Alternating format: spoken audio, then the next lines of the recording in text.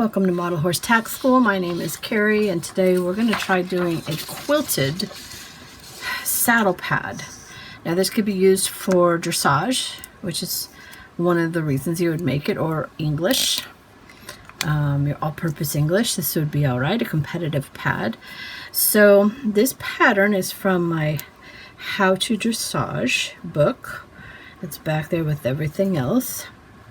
And this here, what I've cut, is the final size of the pad that I want. So I've already done it down to a T2. So it's small enough to fit this T2 dressage saddle. Okay. Now, I don't have graph paper. So if you don't have graph paper, you can do what I'm about to do. You have to decide which way you want your quilting to go. It can go straight, you know, like this, or it can go diagonal. And I am going to pick diagonal, and I think that's about where I want it. And then I have to figure out how far apart I want my lines. So because this is clear, I can say, let's say it's 1/4 inch, I can put my grid right on the line that I drew, and now I have 2 lines, and I can keep doing that, and that way I have them even apart. So I'm doing 1/4 inch, and I'm going to use this as my sewing guide. Now the reason why I'm doing this, let me finish this real quick, is that I made one using tailor's chalk, and I can't get the tailor's chalk off. And I've soaked it and I've scrubbed it, and I've even used quilting pens before, and they like leave and then they come back. So I don't want that to happen on this pad. So I'm just going to go ahead and show you how to create your own grid. And let's see. Move this a little bit,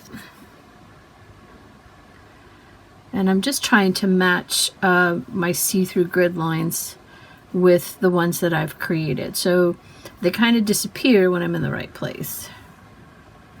And that is how you do your best to keep the lines straight, and that's why I love these clear rulers. So let's see, and now I have to do them in the other direction. So we're going to pick, you know, what do I want those squares to look like. And these are going to look kind of diamond-like, which is fine.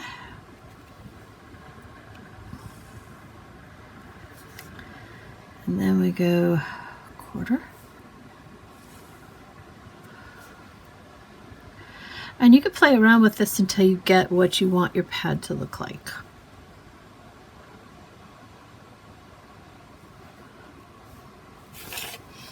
Okay,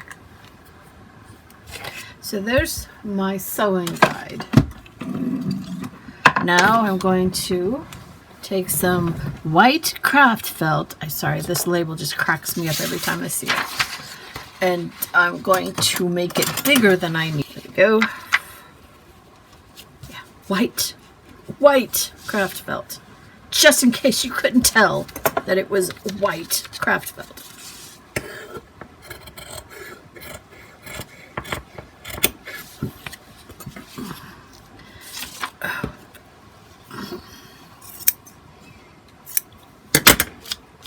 Yeah, no perfection here. And then you need to pick your white fabric, and I am still using this pillowcase from that cheap bedroom set I bought over the holidays. So I'm making it bigger than I need, and so it's got a shiny side and a not shiny side, so I have to decide what side I want up, and I'm going to go for the not shiny side. I don't want to draw attention to the pad, so We're going to go like this. Okay. And with my sewing machine, you can do it by hand, but with my sewing machine, I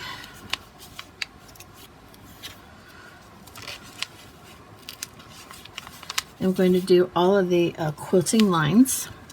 Okay, I went ahead and did a zigzag stitch all the way around to finish it.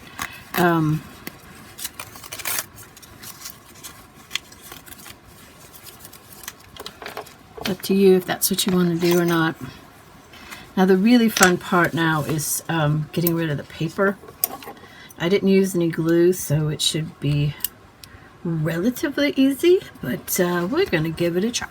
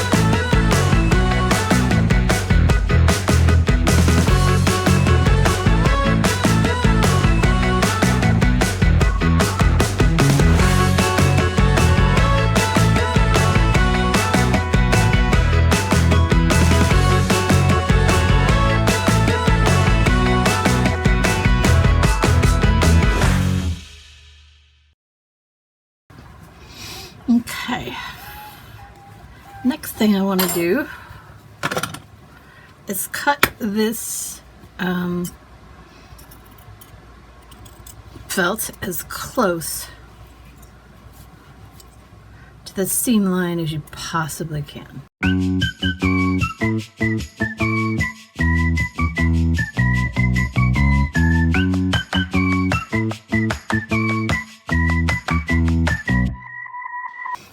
Then I'm going to go ahead and round these corners, maybe even take some of these frayed edges off.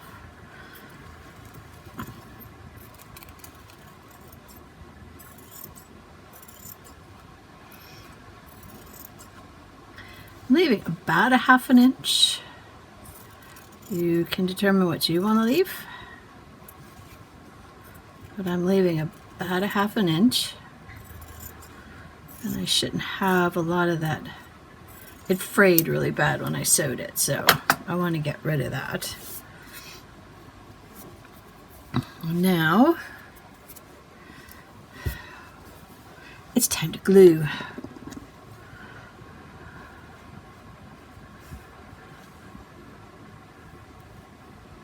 And I work on the straight first. So I'm going to fold this in to hopefully keep that stuff from fraying while I'm working with it, right? So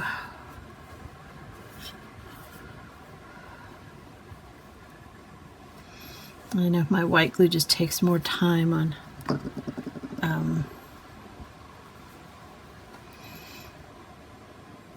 it just takes more time on fabric, but it's all right. I mean, how much patience did I need to get rid of all that stupid paper off the front?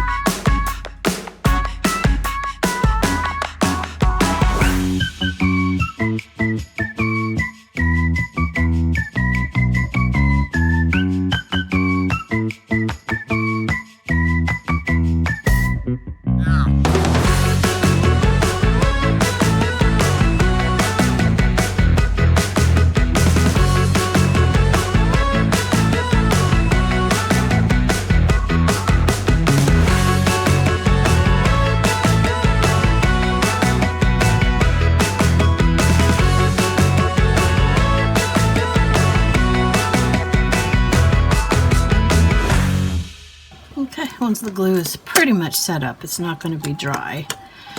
We're going to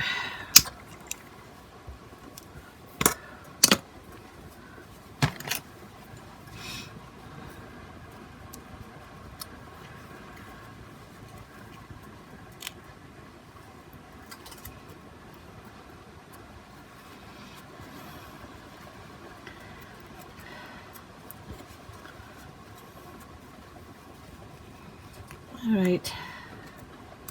So what I do, the glue's not yet dry, and I want it to be flat, so I find something heavy like a book or my tile,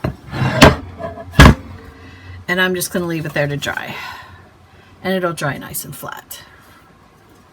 Okay, so now you're kind of looking at it, and it's like, I got all this paper in here. Oh, it's black, you know, it's, you can definitely go in there with some tweezers and try and pluck it all out. So the back, you know, if you really thought you had to, you could, you know, glue another piece on. But it was pretty well done. But I have to do something about that edge. The answer would be don't do the zigzag that I did. And that would be fine. Don't do the zigzag.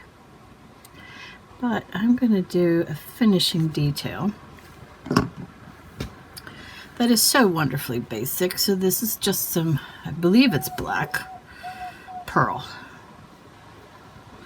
I don't know if I want to start it there. Yeah, I should probably start it up here. So some black pearl, and I'm just going to glue it right where that zigzag is. It's a very simple detail.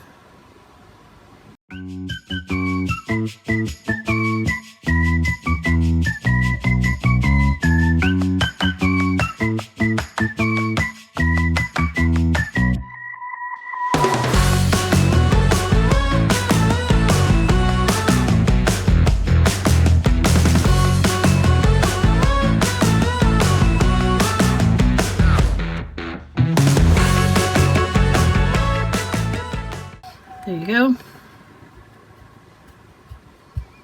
I'm going to push it down like that.